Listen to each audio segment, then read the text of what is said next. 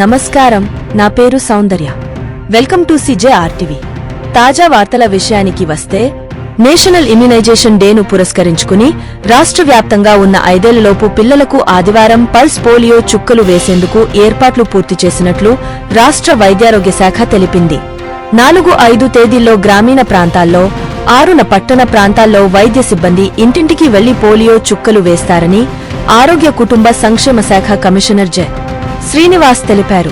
రాష్ట్రంలోని 53 లక్షల మంది 5 ఏళ్లలోపు పిల్లలకు పోలియో చుక్కలు వేయడానికి 37,000 కేంద్రాలను ఏర్పాటు చేసినట్లు ఆయన శనివారం ఓ ప్రకటనలో తెలిపారు. నిండు జీవితానికి 2 చుక్కలు అనే నినాదం ద్వారా మరియు పోలియో చుక్కల ప్రయోజనాన్ని పిల్లల తల్లిదండ్రులకు తెలియజేసేలా చర్యలు తీసుకోవాలని DMHOలను కమిషనర్ జె. శ్రీనివాస్ ఆదేశించారు. మరియొక తాజా వార్తలతో మీ ముందుకు మళ్లీ వస్తాను. అంతవరకు సెలవు. CJRTVని సబ్స్క్రైబ్ చేయండి. ఈ వీడియోను లైక్ చేయడం మరియు షేర్ చేయడం మర్చిపోవద్దు.